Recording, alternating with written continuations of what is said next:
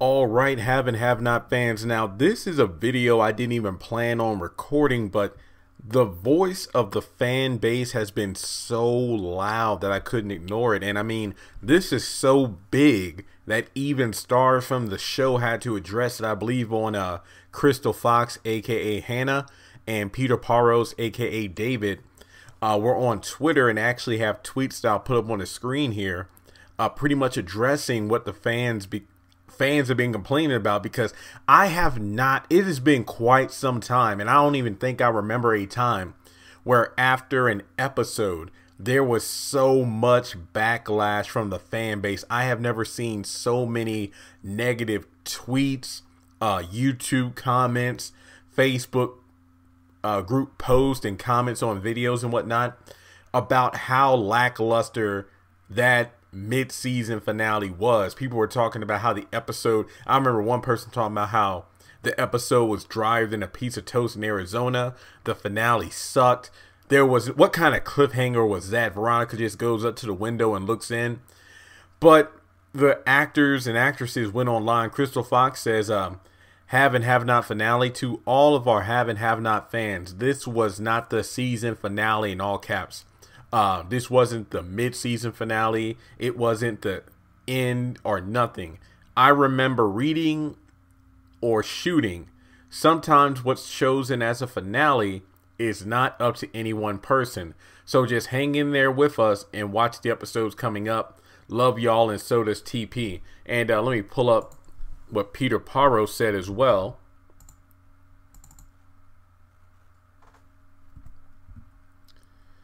Because I mean, literally, there was a lot of noise about this. David was like, wait, what? I think that ending was changed in the edit. The good news is the break isn't as long as usual, so don't be too mad. Have and have not will be back May 1st. Thanks for the love. So here's my thing. Am I upset? Not really, because I went into the haves and the have-nots this particular episode not expecting much. And if you are familiar with the channel, you know good and well for quite some time I was saying over and over again that I'm not going into this episode expecting a lot, because how in the world could they have a mid-season finale after only 10 episodes? That doesn't make any sense. So to me, this episode, I gave it like a 7.5. It wasn't great, it wasn't bad, but the fact that the fan base has been this loud and vocal about how they dislike the episode, I mean, thankfully, that trailer for the back half of the season was so good that maybe things will turn around. But I don't know if it was a ratings game or whatever, because as Crystal Fox said, when it comes to these kind of scenarios on TV, it isn't just up to one person. So it most likely wasn't Tyler Perry's call to make this episode the mid-season finale, because as Crystal Fox said, you know, I remember reading for the mid-season finale and this wasn't it. So there are people out there who are calling me out in the comments saying like, man, you need to stop complaining about the episode previews. You know, the preview they show Tuesday night after one episode airs to make people come back next week. Because I've been saying all season, these episode previews are so freaking misleading. Like, they'll make us think that this one awesome scene is going to be in the episode, but when we watch it on Tuesday, that scene isn't even in there. There are so many scenes that didn't make the cut, like you know, Wyatt fighting his parents. It doesn't look like that's going to happen to the back half of the season.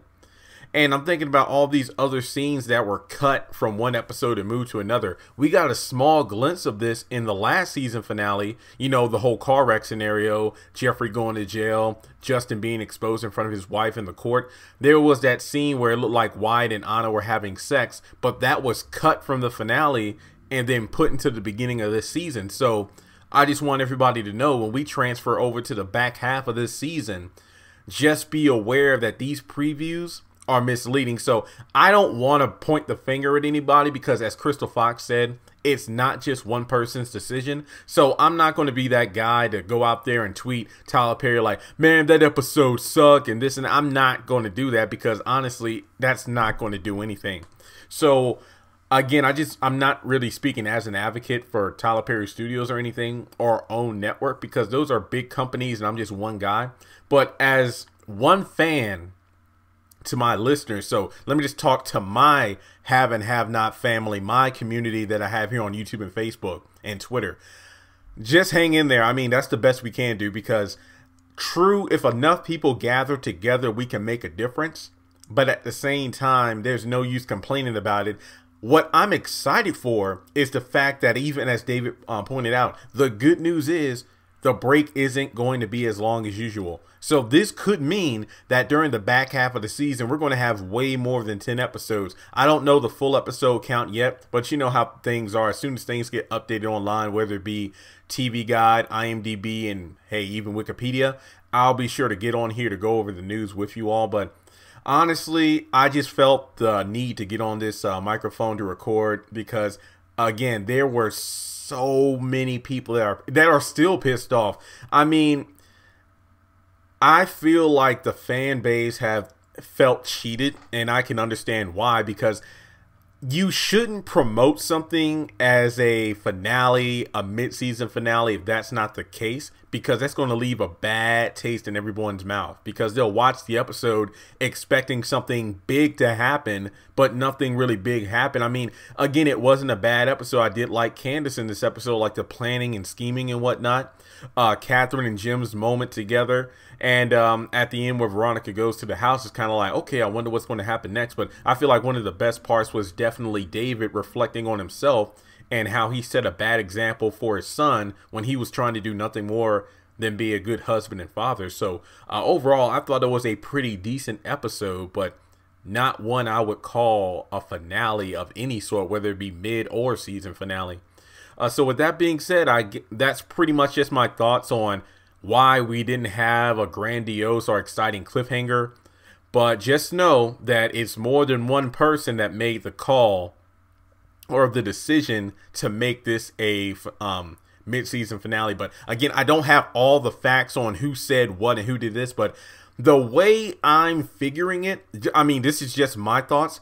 Perhaps, you know, there were executives at OWN and whatnot that wanted to call it a mid-season finale, but Tyler Perry wasn't really working with that because he was like maybe thinking this episode really wasn't designed to be a mid-season finale. So perhaps that's why it was edited differently with some things cut out so he can push it to the back half of the season to make it even more exciting. Again, I'm just trying to make some sense of this. I'm just theorizing, but that's my 2 cents on the matter. So as always, please subscribe if you haven't done so already. And also, just another thing I want to bring up.